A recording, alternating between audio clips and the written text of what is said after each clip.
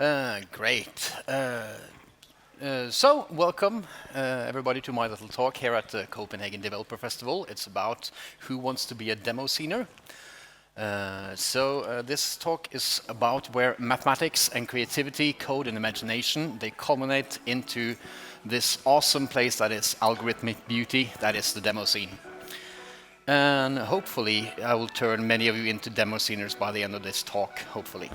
So a couple of warnings. There will be some flashing lights and stuff like that. There are strobing effects, and if that is something you're sensitive to, please be warned. Some content might be slightly offensive to somebody. That's not my fault. A lot of these things were created by teenagers back in the 80s and 90s. So that was the culture back then. And you have to remember one thing, that everything you're about to see is code. It's all programmed, it's all generated in real time. There's no, even though I have videos of everything that you're going to see, everything is generated in real time by executable code. So a little bit about myself. Let me introduce myself. So my name is Espen Sande-Larsen. I'm 45 years old. I have 3 lovely kids. And I work at this little bank up in Norway called DNB. And I started my programming journey when I was 6 years old. And I also started programming professionally when I was 16. And I'm also super creative, and I'm super geeky. And just to prove my nerdiness to you all, when my kids wanted to make a jack-o'-lantern for Halloween, I said, of course we're going to make a jack-o'-lantern, but we're not going to make this cliché, scary face thing. We're going to make it Star Wars themed, because I'm a super Star Wars fan, and so are my kids. So we made Darth Maul as the jack-o'-lantern, of course. And I mentioned that I started programming when I was 6 years old. I got my first computer at age 6. It was this one. Any of you seen that one before? That's a Commodore 64. I got that when my brother got that computer in a drug deal. So he traded some drugs for a computer, and he brought that home. And I didn't understand a thing about computers, or nor did he. And when you buy a black market computer in a drug deal, you don't get the best support package. So it didn't come with any books or manuals and stuff like that. It only came with a power lead, and we could hook it up to the TV, and we didn't understand a thing. And I would spend the next years of my life trying to figure out how that thing worked. And this is my big brother. Sadly, he's not with us anymore, but I'm forever grateful for starting me on my computing journey. So thank you for that, Tom.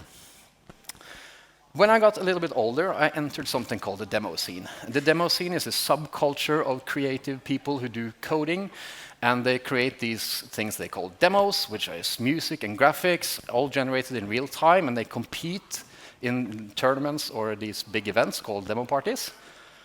And you can win prizes and stuff. And it's a really fun exercise to be in a demo crew, because it challenges you to be creative with your coding. But it also challenges you to think outside the box, because a lot of these demo things, you're working in constrained conditions. So for instance, there are these disciplines in the demo scene. It's like 2K, 4K, 1K, 16K. That's kilobytes of executable code. So your binary has to fit within those constraints. And also, a lot of these machines are constrained machines themselves also. And when you're in a demo crew, you get a handle, and my handle is Dr. Circuit. I competed when I looked like this. This is many years ago. I had much better hair back then than I do now. I miss that hair, actually. And we used to get together with the friends, and we used to code and come up with effects, and we would travel to demo parties. And a demo party is basically where you take your computer, which looked like that at the time, and you carry that to this big event where thousands of people gather to set up their computers and code all night long, and of course also do a bunch of other things like gaming, piracy, and all that fun stuff. So this is one of the largest demo scene parties in the world. That's The Gathering in Norway. This is arranged every Easter in a big sports arena called the Vikingskipet, or the Viking Ship.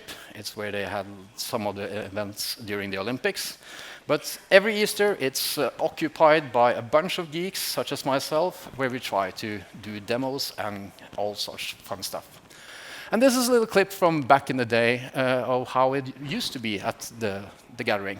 It's in Norwegian, but essentially it's not that important what he's saying. It's what you're seeing that is the important part. Essentially, it's just saying that there are 2,000–3,000 people at this venue, and we will soon see some clips from how that went in 1996. I was actually there at that event. Can you hear the sound? Yeah, okay. And it's crazy, it's chaotic, and it's super fun and super engaging, and you will all run around and have conversations, compare code, learn from other people, learn stuff you know to other people. And it's this really great culture. Of course, there's a lot of piracy as well. At least they used to be. It's not like that anymore. So how does this look like now? Because it still goes on. I was there last year. This is me and my son going to the gathering in 2023.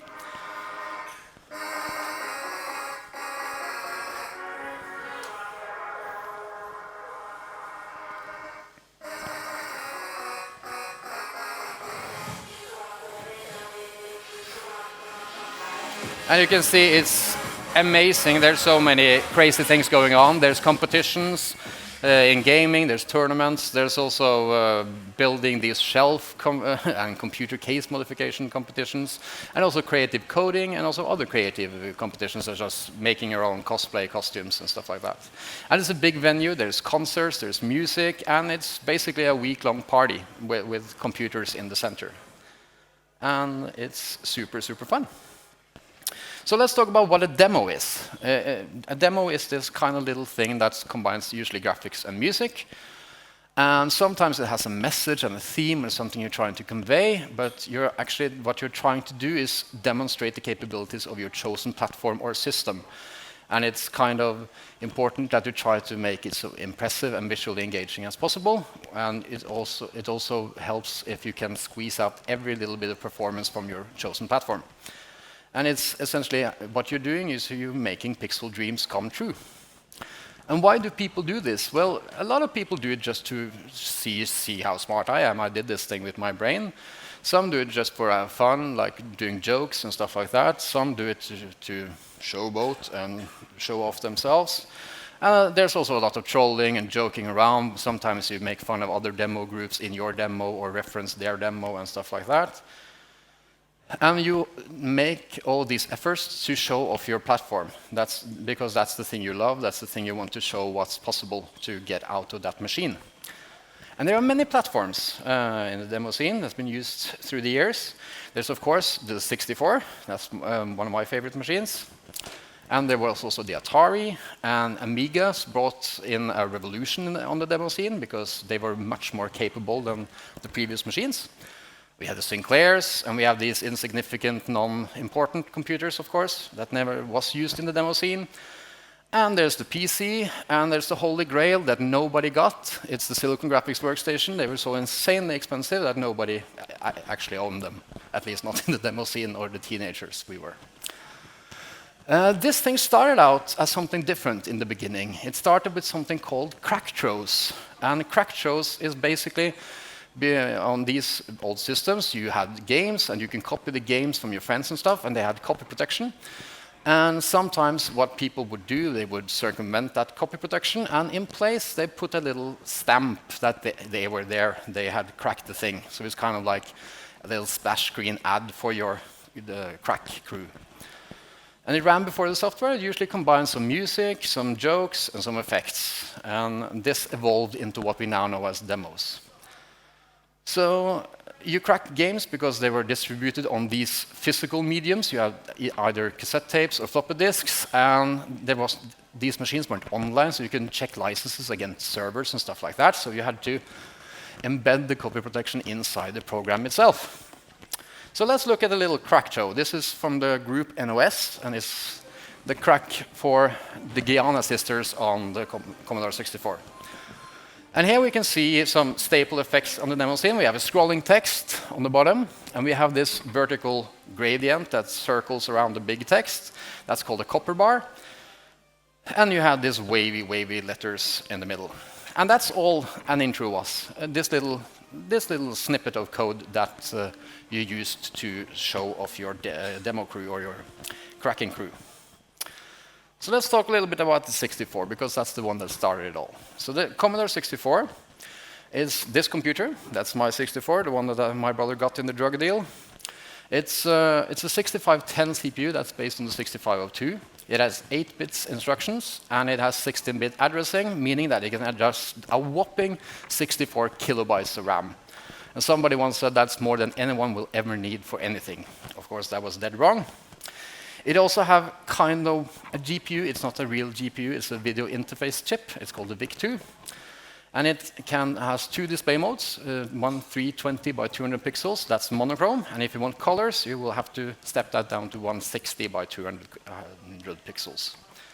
But another cool thing about 64 is it has 8 hardware sprites, meaning you have dedicated hardware registers where you can store graphics, which eases the CPU and lets you do a lot of cool effects.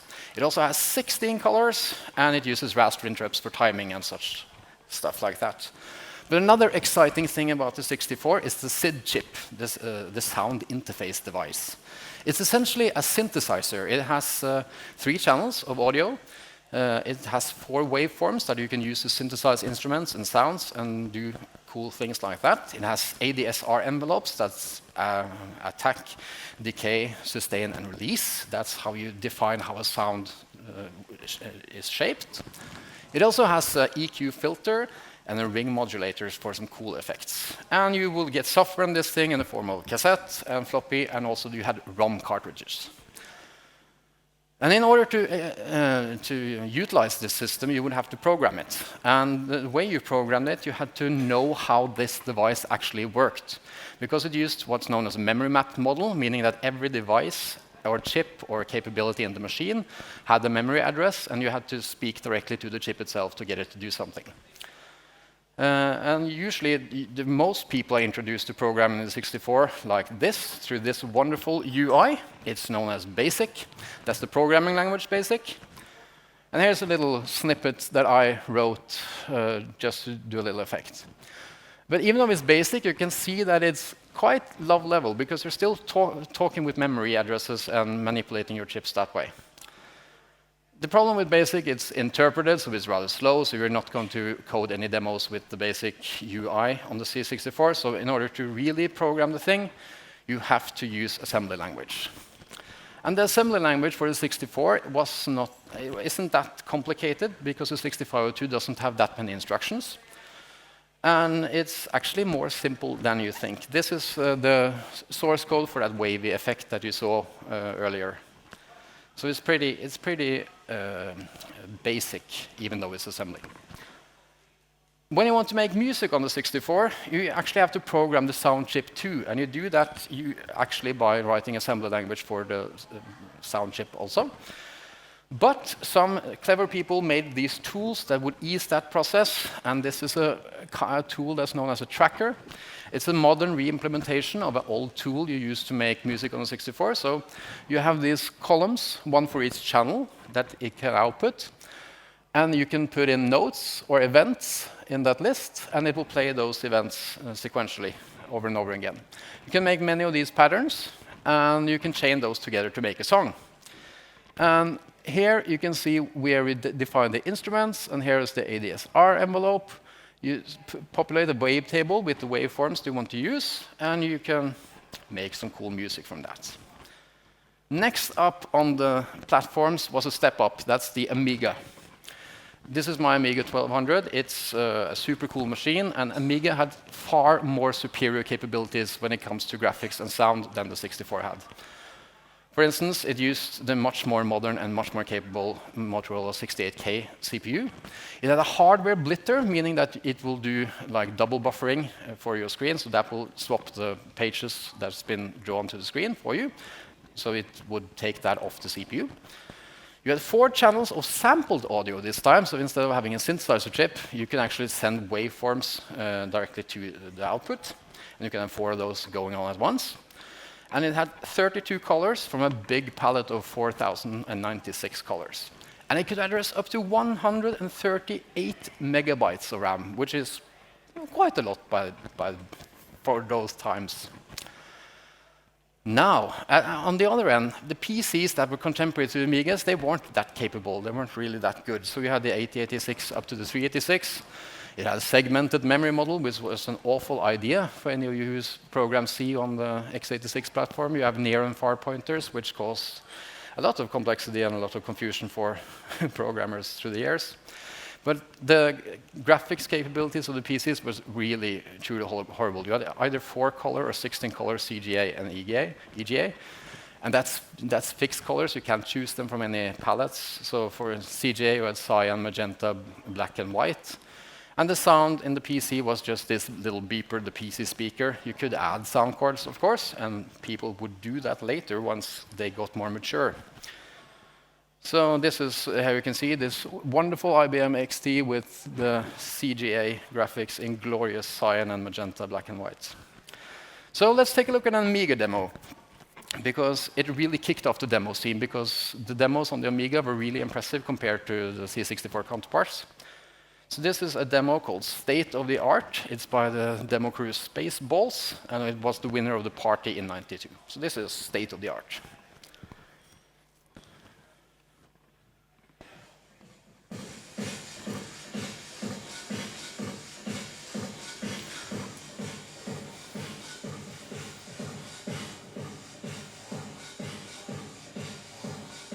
Is that visible?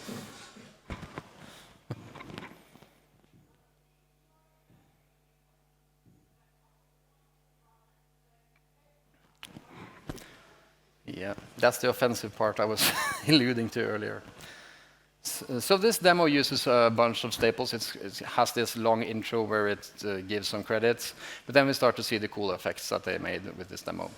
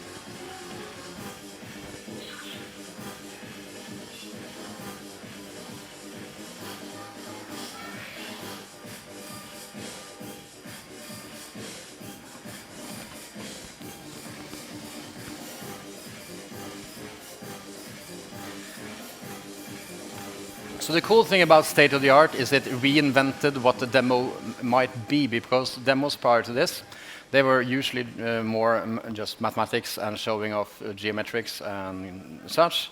This used rotoscoped shape-tweened vectorized animations, and you had the dancing people, and they also took some staple effects like the Moiré pattern you see here, and they reinvented them by projecting this dancing silhouette on them and stuff. So this was quite state-of-the-art when it came out. It ran on the Amiga 500. So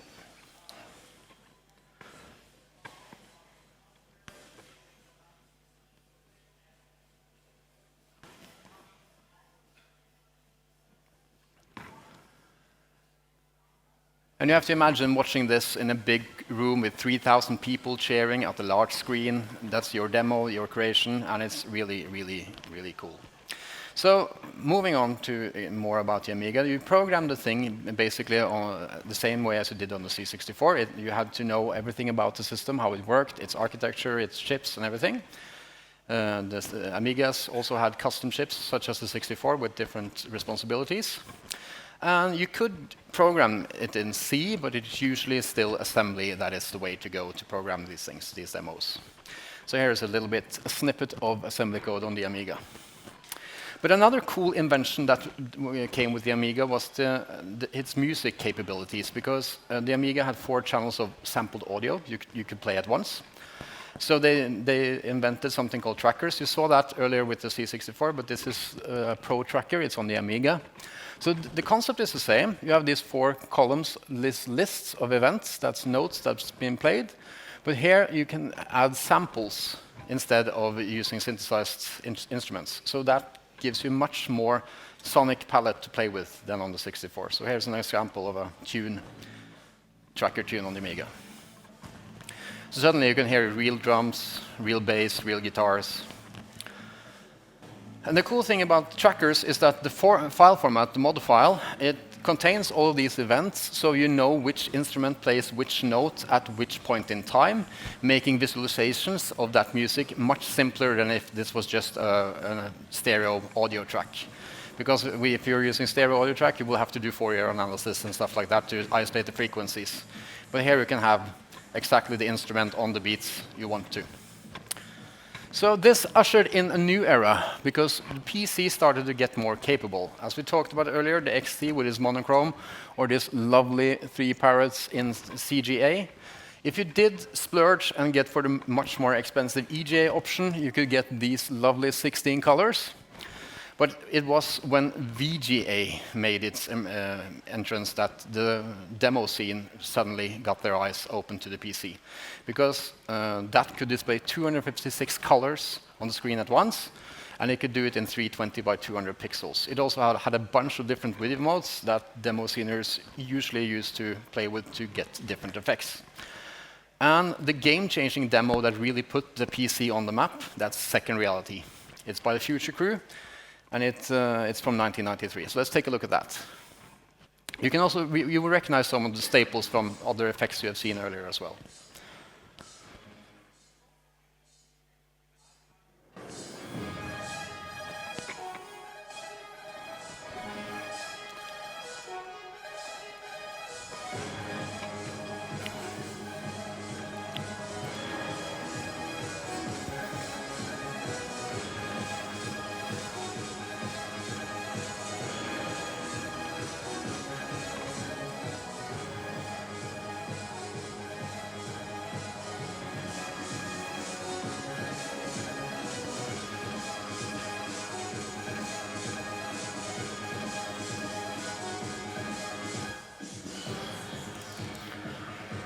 So the first effect we saw was known as a glints. That's a pseudo 3D effect where you display some kind of geometry. This is called a wormhole. It's a particle-based effect. And here we have some more of these interference patterns that you saw in the other ones. This one in particular, that's very common in very many demos. But you can see that these people take the same effect, but they put another spin on it, and different coloring, different ways of shading it, and such. This is just another version of the same effect. It just uses another interference algorithm.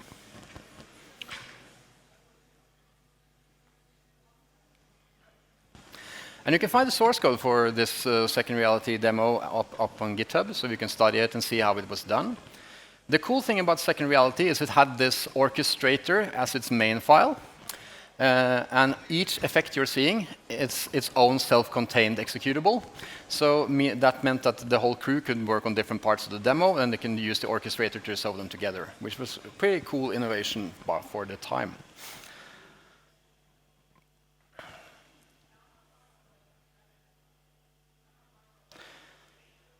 And you have to remember that everything you're seeing is generated in real time using code, and this was made on a 486 PC back in the 90s. It's 1993. 386, not 486. Here you can see they're doing some basic keying effects, and then they do this geometric projection of a texture on this noise-generated terrain. And here we can also see another staple effect. This is called lens effect, where you have this lens distortion over a bitmap. Another cool effect that we also see a lot is this thing. It's called the roto zoom, where we project an image and stretch it and scale it and turn it around.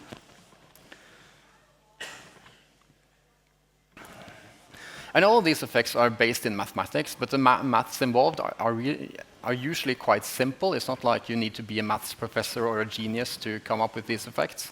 It's usually just basic high school mathematics so that most of us have learned. And this is a classic. This is a new take on what's known as the plasma effect. It's an effect we're going to look a little closer at in a bit.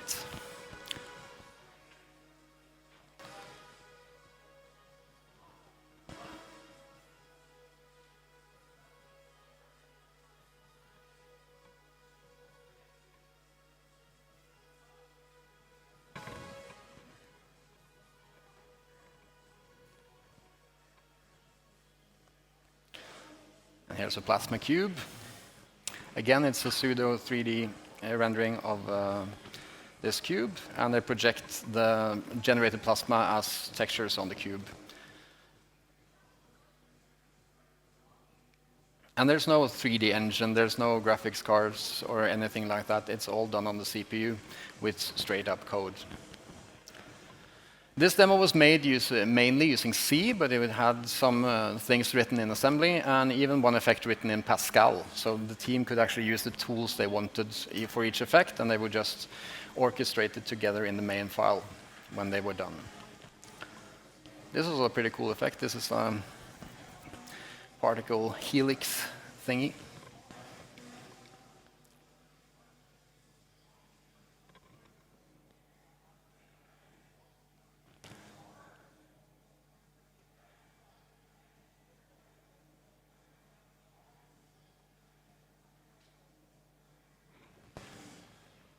And this is actually one of the more impressive scenes from this demo, because this features what at least seems to be ray tracing.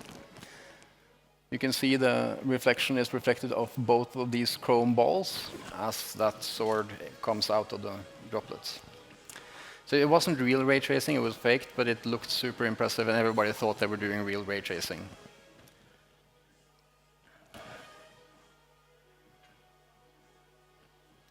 Here we have evolved the plasma into the third dimension, so you can see this plasma C. Again, it's just noise functions and sine functions that they sum up together to create these wavy patterns in this landscape.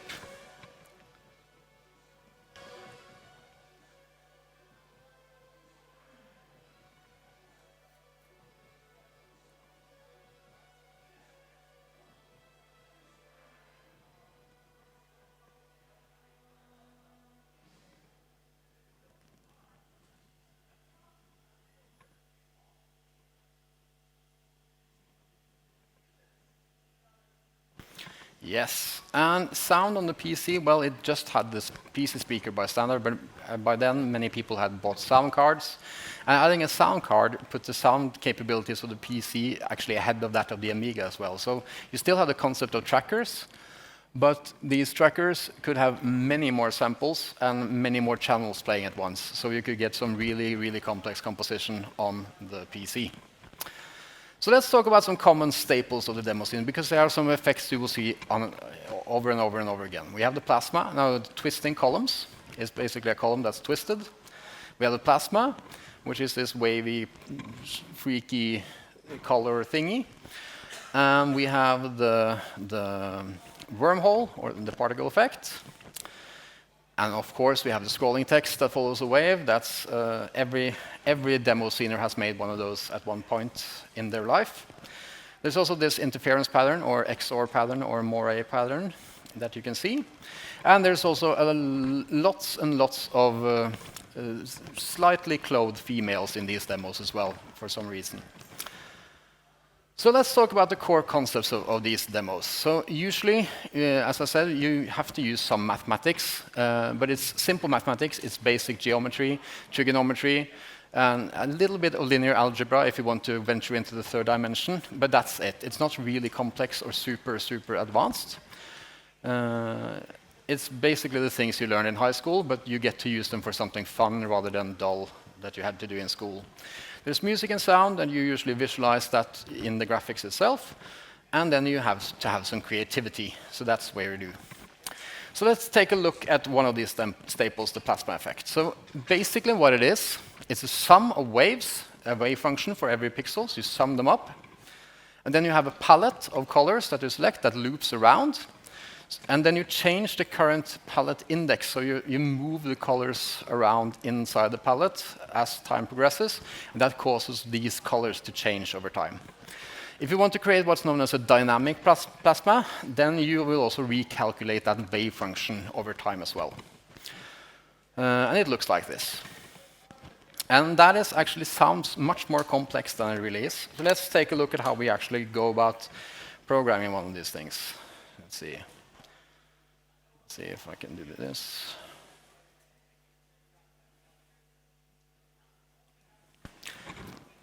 Can you see this screen? I will zoom in to see. So here I have set up a little canvas in JavaScript, and I've created a palette, and I'm moving that palette over time. That's why these colors change. So I have the colors are in that array, and I just pop off one, and I pop it at the other end, and thus switching the colors around as time progresses. And the interesting thing is, let's see if I can find my generate function. Is it there? Let's see if I can zoom in. Can you read that? Should it be bigger? A little bit bigger. Okay. So this is the generate function. This generates the sine wave functions. And you can see now that the color is set to 0. So that's why it just takes one color. But if I say that this color will be just, let's see, floor, and I will do a sine wave, sine of x. Let's divide that by 10. Come on. That's what's happening.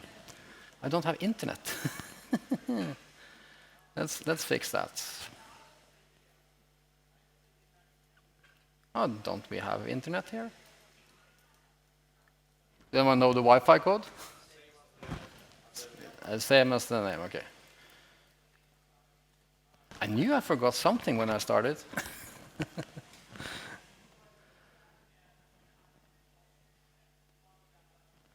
Let's see, do we have internet now? No internet. Now we have internet, great. Okay, where is my generate function? So, okay, so if I now set color to be floor of the sine of x, like that, and I'm just wrapping that around to the 256 colors that I have. So it takes the sine of x, and that will should create, yeah, it creates this sine wave. I can scale that up a bit so it's more visible. So if I do this, you can see this is basically just a sine wave of the x coordinate. And if I add more components to this, I can do color, and I can just, come on, plus equals, and I can add the y component. Then I will get another pattern, because now I take the waves of both the x and the y coordinate, and we get the interference of those waves as that. And this is where the mathematics ends, and the creativity starts to take over. So I can add more components and shape this into however I want this to be. So now I get another pattern. So I just add this. So now instead of one sine function, I have 3 sine functions. And that's all there is to building a plasma. It's that simple. So let me see if I can do this again.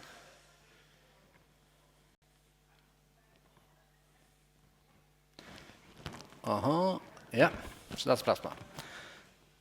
So let's talk about the twisting columns that you saw. So it's a pseudo 3D effect where you project a column by having 4 planes that you arrange to form a column, and then you you rotate that around the y-axis, and you do some twist transformations to that column as it progresses up. And you can add as many of those transformations as you want, so it's also super simple. It looks like something like this. So let's see if we can see how that is made as well. So let's check out that. I have prepared a little something. So again, we're still going to do this in JavaScript, but I have made this little code pad so you can see the code that's been projected. So right now it's just a basic canvas drawing a square that's rotated. But what I can do is I can go in here and I can do this, and I can start to form my columns. So what I'm doing here is I have 4 sides in the column, and I arrange those around the center. And then over time, I calculate an angle to rotate those columns around the y-axis. So it's super simple. It's just a basic angular calculation. So if I do that, let's make that full screen. You can see I have a rotating column. Super simple. What I can do now is I can start to do the twisting. So if I add a twisting transformation to that thing where I draw it, so here you can see I've added a twist factor. So as y progresses, it will change that angle slightly, and that will twist it around. So if I do this, I will have this knot. So it's twisting it around. And of course, I can adjust that to how I want, because now we're also at the point where the mathematics ends and creativity takes over. So if I stretch it out a bit, I can get this nice twisted column. And that's all there is to that effect. Super simple. So let's go on the presentation and check out some more from current slide. OK. Yeah, and let's check out the third staple effect. It's the fire effect. So this is really visually pleasing and looks impressive, but it's also dead simple, super simple. So what you do is you take the bottom row of the screen and you randomize every pixel to a random value. Then you move up the screen and you take the average value of all the neighboring pixels, and that's your new pixel value. And you do that up the screen and reiterate over time. And let's check out how that looks. So just to mix things up a bit, I've built this effect in C# using Direct2D, just to show that I'm not just all about JavaScript. So here is that fire effect. It's super simple. I start by randomizing the last flame row. Didn't I hit end? There we go. So here you can see that. So if I click that, you can see it's basically just a random value to each pixel for the last row. And then what we do is we iterate through every row and every pixel. And then we play this Minesweeper game, where we take this value. It's the average of that pixel, that pixel, that pixel, and that pixel summed together. So we just sum those together, average it out, and that will magically create this cool fire effect. That is also that simple. It's just an average sum up the screen. It's pretty cool, pretty neat. And that's also a demoscene staple, the fire effect. OK, let's move on from current slide. So things have changed the recent years because all of the effects you saw, while they are cool and they were very impressive in their day, by modern standards, of course, these kinds of effects are not that impressive anymore. The graphics don't look that good to modern eyes. So things have happened because we have gotten this super, super cool new invention called the GPU. And GPUs are great for graphics. That's basically in the name, is what they do. And we have some great APIs and tools we can use to program the GPUs. We have OpenGL, Vulkan, Direct3D, there's many, many more. And we primarily program these things using shading languages. And there are some easy platforms that everyone can get into. Some of the cool ones are WebGL and WebGPU. But there's also Unity or Unreal Engine, or you can program directly in C++ if you want to. And program the hardware directly. It's also not that complicated. It just sounds complicated. And the main reason for using GPUs is because modern-day effects are heavily based on 3D graphics. And there are three approaches to 3D graphics. You have your rasterizer. That's basically where you project your geometry onto your screen. And then you figure out if a pixel is inside some of your geometry. And then you use the shader to shade in what color that pixel should be. And a GPU is basically a hardware-implemented rasterizer. It's a 3D engine in itself. But there's also ray tracing. That's where you trace the light from your eye or your camera into the screen, into the scene, and you see how that bounces off all the objects and into the lights. And that way you can create physical-based lighting and shading and rendering, and it creates really, really realistic images. Up until recently, it wasn't that common in demo effects because all demo effects are real-time, and real-time ray tracing wasn't really feasible until NVIDIA released their first ray trace-capable GPUs. And now we actually see real-time ray tracing in some of the more advanced demos. But the most common 3D approach in the demo scene is using something called a ray marcher. It's kind of this hybrid approach.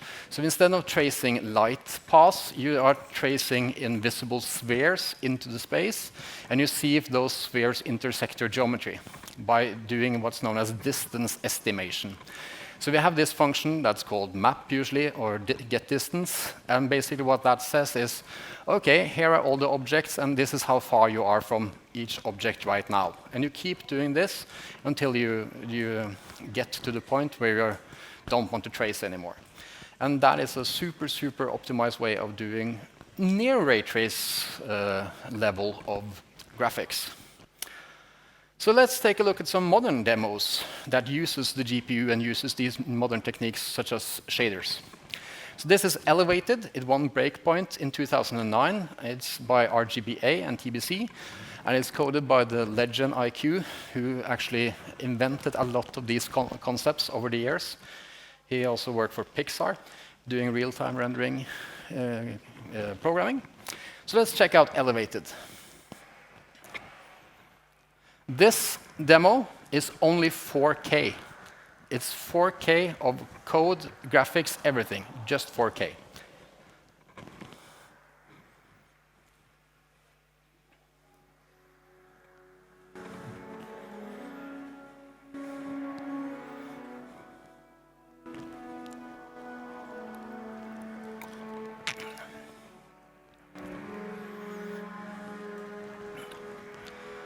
That's also including music, so only 4 kilobytes to generate this whole thing.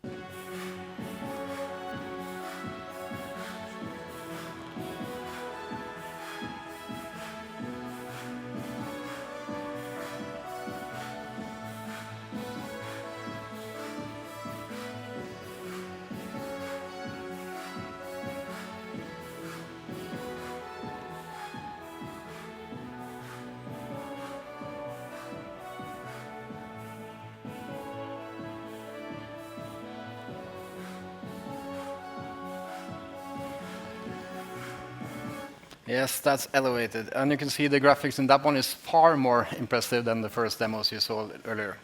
This is another demo. It's also a modern one. It won the Gathering demo competition in 2023. It's called Escape. Let's check that out.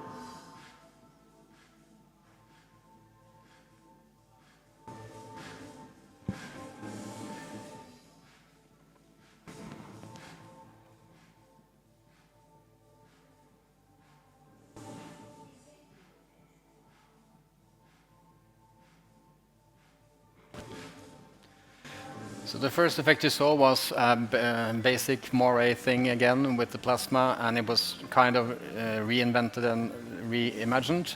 These fractals are using something that's pretty cool that's known as orbit trapping. That's where you trap the orbit of the points as they converge into the fractals or outside as an escape. Then you can get some really cool coloring methods that give these really cool tender-like shapes and stuff. It's pretty neat. And of course, every demo has to have a rotating cube. That's just, it just has to. And this also uses ray marching, so the 3D engine itself, it uses sphere tracing to carve out this scene. And it uses the same 2D effects as textures for that cube. This is the same thing. This is a rotating tunnel. Again, it's ray marched, and it uses volume tracking, so you can actually get these cloud effects. That's also a cool thing about ray marching is that the distance function, it's at 0 when it's on the surface, and it's negative when it's inside your surface. So if you keep marching inside the volume, you can create like clouds and things that has less density. And yes, it's my demo. I won that competition, so that's why I had to show it. It was really fun. We had a blast. Me and my son competed, and we won, so that was cool. Ah, thank you. Thank you.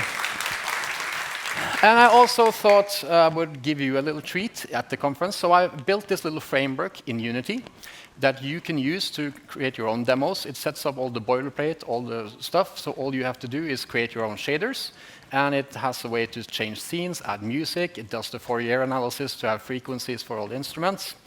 So I created this demo for this conference as a gift to you, along with the framework. So let's check that out. It's called Pixel Dreams.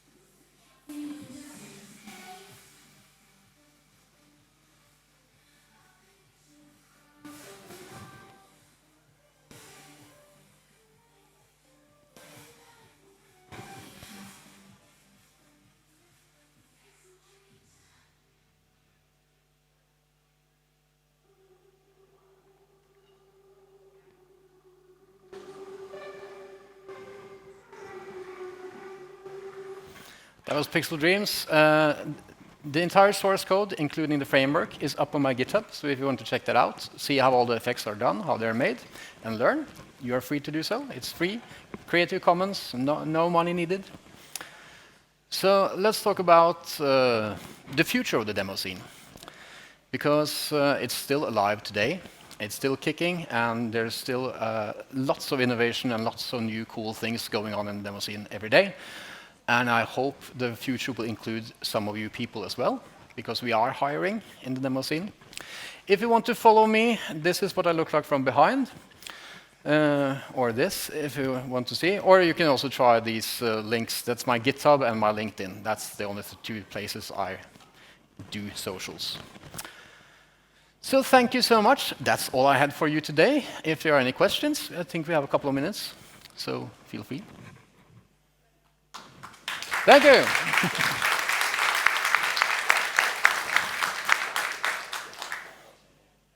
Was the last demo, is that also only 4K? That's not only 4K. That's what's known as a free demo. So it's about 64 megabytes, something like that.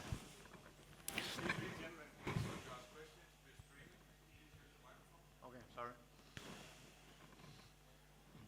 Any more questions? No? Then enjoy the party. Thank you. Tusen takk.